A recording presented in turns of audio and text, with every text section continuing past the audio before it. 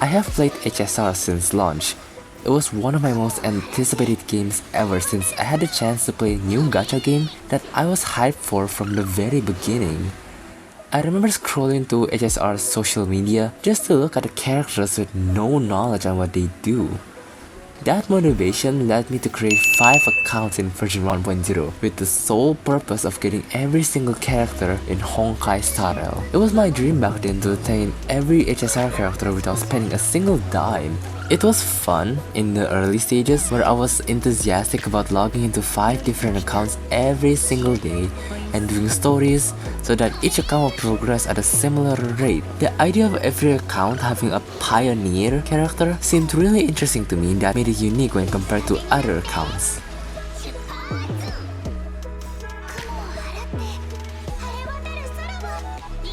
When I started playing, my first account had Sila, and my third account had Jingyuan. Right from the very beginning, I didn't want to pull for multiple copies of the same character unless they are eidolons. However, it changed when I did my Fushuan pulls. For the first time in the history of all my accounts, I pulled for the same character in 2 different accounts. That is the initial spark for a downward spiral of me falling to the meta mindset. I pulled for Jingliu in 2 different accounts. And then Civil Wolf, where I had her in 4 accounts total. It kept on going and going until every account had a lot of the same character. I pulled for 5 casters once, and you know what happened? I'm only using 4 out of 5 of those casters regularly. You know what happens if you use the same character in 4 accounts many times? Well, it gets repetitive. Every account had the same goal: build casters and make her strong. The meta mindset controlled my every move, and that's exactly what caused my burnout.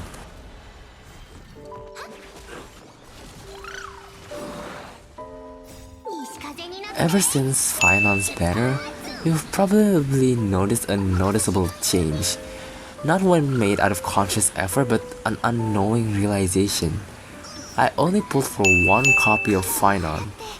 I didn't pull for him in the other accounts even if he is supposedly meta. Same goes for the next upcoming characters. I only pulled for 1 copy of Hysense, which makes sense since she's mainly used in DOT, 1 copy of Sarida, which again makes sense since her main partner is Finon, 1 copy of Evernight. I did pull for her idol, but still I pulled for her in the same account, and the most recent time I broke this rule was during Anax's rerun, which... okay, to be fair, that decision was dumb. Though we only had to spend like a few 10 pulls to get him, so maybe it wasn't all that bad. But you get the point. You might be wondering, why was it a huge meta save in Honkai style? Well, I want to get every single character in HSR like I mentioned earlier, so the cycle keeps on repeating. I pull for a strong DPS character and get their support, beat endgame content to get more pulls, pull for more meta characters, and well, it continues. I also force myself to do every event so that I'll have funds to get more meta characters. And that's honestly where most of my burnout comes from. Events.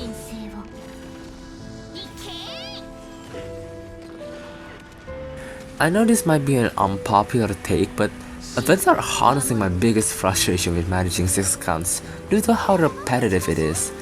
I know most people complain about a lack of events in style, but honestly for me, a lack of events is amazing since it allows me to not be frustrated. Forcing yourself to do something that you don't enjoy is a big reason why I have a strong hatred towards events, especially ones where you have to actively do something.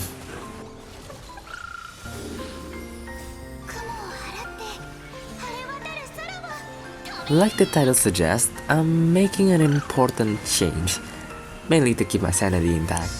The core idea is simple: fewer characters, more attachment, and less obligation.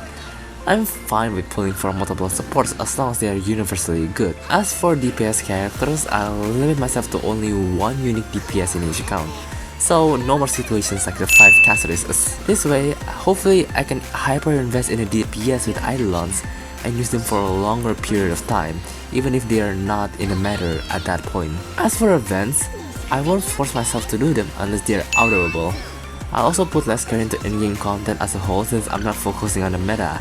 My hope is that with these changes, I'll be able to enjoy HSR just like how I did when I first started the game. I'll post another video in the future maybe, It'll be an evaluation of these changes and see if they've made any differences. It'll probably sometime during the 3rd anniversary, so let's see what the future has to offer.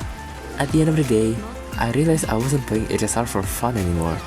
I was playing it out of obligation, and that's frankly not why I fell in love with this game. Thank you all so much for watching. This is the first video that I've ever done where I actually wrote an entire script and in general turning it into a small video essay. I initially wanted to title this "Do I Still Enjoy Playing HSR?" but it delved into many things that were extremely subjective and not from personal experience. Besides, it didn't have any correlation with my own problems, so I abandoned it. If you like these types of videos, let me know, and I'll be happy to do more videos like this in the near future. How can you let me know that you liked the video? Well, the simplest way is by liking the video, of course, but you can also just comment down below if you like the video. It does take more time to edit and make though, but it should be fine. Anyways, I'm gonna go work on another video now, so see you all next one. Bye bye!